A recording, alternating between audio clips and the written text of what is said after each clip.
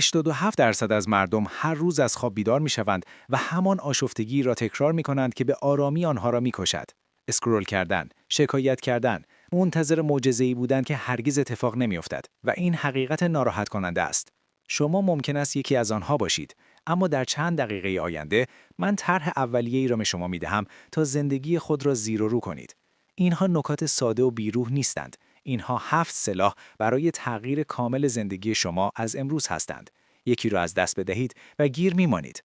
هر 7 را انجام دهید، حتی خودتان را در 30 روز نخواهید شناخت. 2 سال پیش من ورشکسته بودم. به حواس پرتی‌ها و سرزنش دنیا معتاد بودم. من تغییر می‌خواستم، اما حاضر نبودم ناراحت شوم. تا اینکه یک روز شکستم. گریه نکردم، خم نشدم، شکستم. آن روز دیگر به دلداری گوش ندادم و شروع به تبدیل درد به قدرت کردم. چیزی که می‌خواهم به شما بدهم نصیحت نیست. این چیزی است که من را نجات داد. پس توجه کنید، زیرا این عادت‌ها فقط روال شما را تغییر نمی‌دهند، بلکه هویت شما را تغییر می‌دهند. عادت اول، شورش 2 دقیقه‌ای صبحگاهی. صبح شما از وقتی که از خواب بیدار می‌شوید شروع نمی‌شود. صبح از زمانی شروع می‌شود که تصمیم می‌گیرید چه کسی مسئول است، شما یا تلفنتان. شما 120 ثانیه فرصت دارید. همین.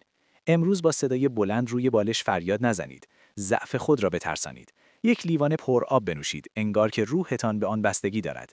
یک چیزی را که امروز فتح خواهید کرد، بنویسید. سعی نکنید انجام دهید. فتح کنید. این انگیزه نیست، شورش است.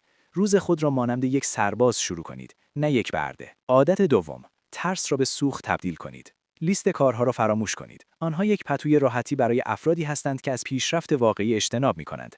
هر شب 3 چیزی را که شما را به شدت می‌ترساند اما زندگی شما را تغییر می‌دهد بنویسید. به شخص مورد نظر پیامک دهید. پروژه را شروع کنید. دروغی را که در حال زندگی کردن آن هستید کنار بگذارید. سپس فردا یکی از آنها را انجام دهید. فقط یکی، همین کافی است. اکثر مردم از ناراحتی اجتناب می‌کنند. شما آن را تعقیب خواهید کرد، زیرا ترس علامت توقف نیست. این دقیقاً همان چیزی است که باید تغییر کند. عادت سوم، روزه‌داری متناوب دوپامین. شما تنبل نیستید، تو مست دوپامین هستی. ما داریم از لذت‌های بی‌ارزش، اسکرول‌ها، تنقلات، محتوای بزرگان، سر و صدای مداوم بیش از حد استفاده می‌کنیم و این داره انگیزت را از بین می‌برد. 2 بار در هفته 12 ساعت بدون شادی ساختگی زندگی کن. نه رسانه‌های اجتماعی، نه نتفلیکس، نه چیزهای بی‌ارزش. فقط خودت، واقعیت و افکار لعنتی خودت. اولش افتضاحه، اما کسالت جاییه که وضوح متولد میشه. سکوت جاییه که خواسته‌های واقعیت شروع به فریاد زدن میکنن. بذار اونها رو. عادت چهارم، ورزش خونی ساعت 5 بعد از ظهر. تا ساعت 5 بعد از ظهر اکثر مردم زامبی میشن. تو تازه شروع کردی. هر شب 3 گانه رو اجرا کن. یه کار بیفایده رو از زندگیت حذف کن. یه پیروزی بیرحمانه رو جشن بگیر. حتی اگه اون این باشه که من تسلیم نشدم. یه تله برای خود تنبل آینده‌ات بذار. حواس پرتی‌هاتو مسدون کن. وسایل باشگاهت رو آماده کن. زنگ ساعتت رو مثل یک تکته انداز که منتظر جنگ است تنظیم کن. روزت رو تموم نمی‌کنی. خودت رو برای فردا مسلح می‌کنی.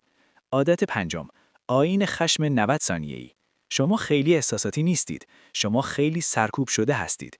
وقتی خشم به سراغتان میآید، اکثر مردم یا آن را دفع می‌کنند یا منفجر می‌شوند. شما آن را هدایت خواهید کرد. یک تایمر برای 90 ثانیه تنظیم کنید. سپس بگذارید بترکد. فریاد بزنید. جعبه سایه. تکان دهید. بگذارید بیرون بیاید. انگار که روحتان آتش گرفته است. زیرا علم میگوید یک موج احساسی 90 ثانیه طول می‌کشد.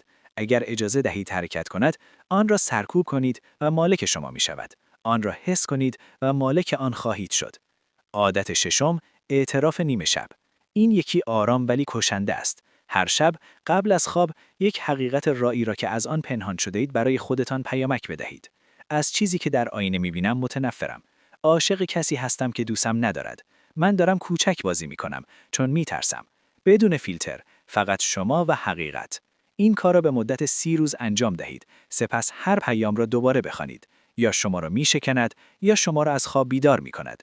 شما نمی توانید چیزی را که از اعتراف به آن خیلی میترسی تغییر دهید. عادت هفتم، قانون آرامش. هر یک شنبه کاری انجام دهید که سیستم شما را شوکه کند. یک چیز، شیرجه سرد. 20 دقیقه با یک غریبه صحبت کنید. در چیزی که فکر می کنید برای آن آماده نیستید ثبت نام کنید. چرا؟ چون مغز عاشق روتین است، اما روتین مرگ تدریجی است. شوکه باعث رشد می شود. ناراحتی هویت می سازد. لازم نیست خودتان را پیدا کنید. باید هر بار یک شوکه برای خودتان بسازید. به سال جدید احتیاج ندارید. به مربی احتیاج ندارید. به اجازه احتیاج ندارید. به 7 عادت و جرأت انجام واقعی آنها احتیاج دارید. یکی را انتخاب کنید. برای 48 ساعت آینده طوری به آن حمله کنید که انگار زندگیتان به آن بستگی دارد. چون اگر هنوز دارید این را می‌بینید، بخشی از هویتتان می‌داند که به آن بستگی دارد.